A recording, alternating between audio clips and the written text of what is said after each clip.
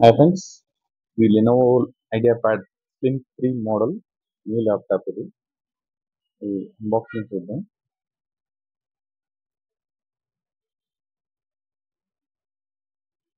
Lenovo Intel Core i5 12th generation 12450H model ఇది 2.0 GHz ఉంటుంది.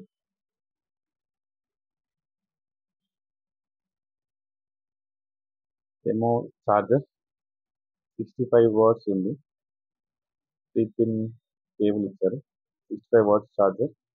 ఇంతకుముందు యూఎస్బి టైప్ ఛార్జింగ్ వచ్చేది, ఇప్పుడు రౌండ్ చార్జర్ ఇచ్చారు, రౌండ్ పిన్.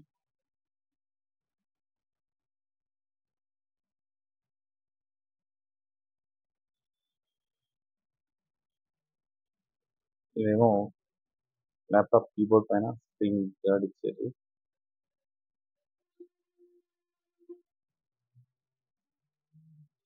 ఈ ల్యాప్టాప్ ఓపెన్ చేస్తే ఇలా ఉంది పిక్చర్. కీబోర్డ్ బాగుంది, స్మూత్ టైపింగ్ చేయడానికి. అండ్ ఇదేమో స్పీకర్స్, అటు ఇటు డ్యువల్ స్పీకర్స్ ఇచ్చారు. Intel core i5. ఈ మౌస్ ప్యాడ్ చాలా బాగుంది, నీట్గా. 2 side speakers and on off button switch. ఇదేమో కెమెరా, ఇప్పుడు కెమెరా ఆన్ ఆఫ్ స్విచ్ కూడా ఇచ్చారు దీనికి. ఇదేమో స్క్రీన్ ఐపీఎస్ ప్యానల్ ఇచ్చారు, చాలా స్లిమ్ మోడల్ ఉంది. ఇది వచ్చేసి USB 3.0 charging pin and USB 3.0 ఒకటి, హెచ్డిఎంఐ పోర్ట్ ఒకటి, type C port and 3.0 jack headset ఇచ్చారు.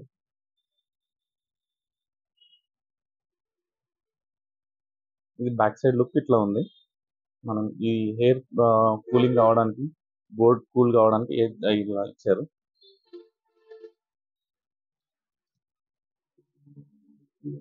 ల్యాప్టాప్ ఆన్ చేద్దాం.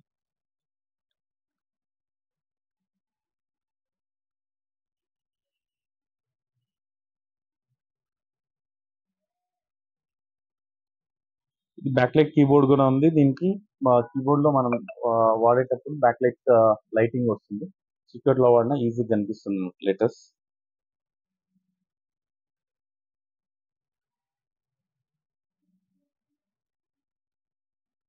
స్క్రీన్ అయితే చాలా బాగుంది, నీట్ గా. ఇది Windows activation, Windows 11 MS office తో పాటు వస్తుంది ఇది.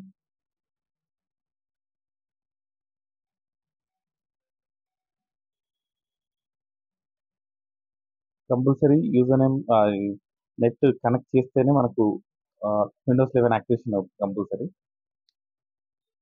అండ్ జీమెయిల్ కానీ అవుట్లుక్ కానీ ఏదైనా ఒక మెయిల్ అడ్రస్ కంపల్సరీ ఉండాలి యాక్టివేషన్ చేసేటప్పుడు.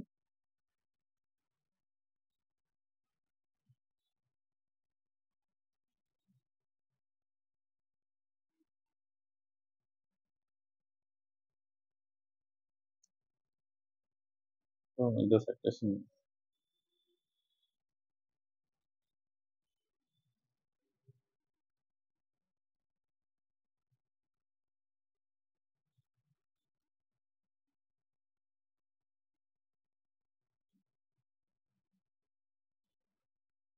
ఇవన్నీ ఫార్మాలిటీస్ కంపల్సరీ టైప్ చేయాల్సిందే.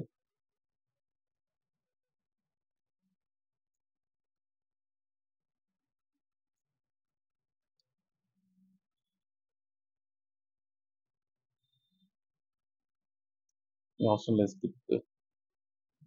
ఆఫీస్ ఇక్కడ మైక్రోసాఫ్ట్ అకౌంట్ కానీ లేదా జీమెయిల్ అకౌంట్ కానీ ఏదైనా కంపల్సరీ ఎంటర్ చేయాలి.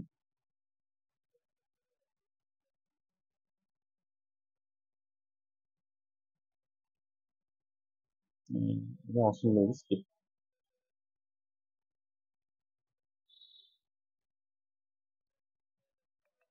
సో డెస్క్టాప్ వచ్చేసింది, విండోస్ యాక్టివేషన్ అయిపోయింది. ఇది ప్రాసెసర్ ఏముంది చూద్దాం ఇప్పుడు ఒకసారి.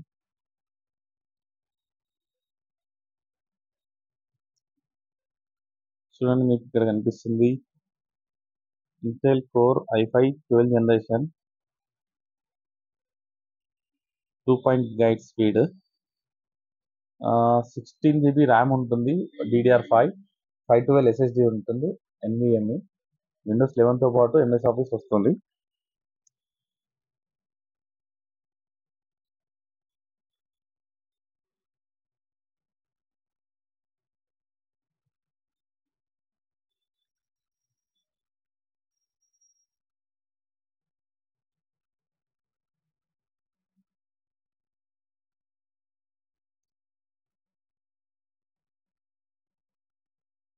ఇది మనకు పార్టిషన్ ఒకటే వస్తుంది అనమాట. మా కంప్యూటర్ ఓపెన్ చేసి C ఒకటే ఉంటుంది, దీని పార్టిషన్ డివైడ్ చేసుకోవాలి.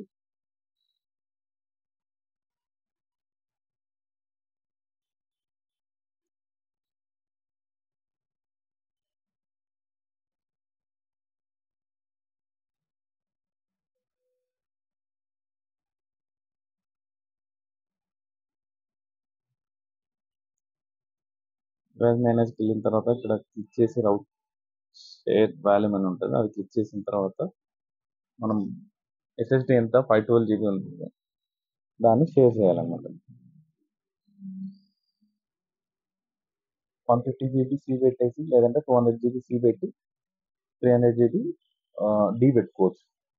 మన యూజింగ్ బట్టి ఎలా చేసుకోవాలంటే అలా చేసుకోవచ్చు.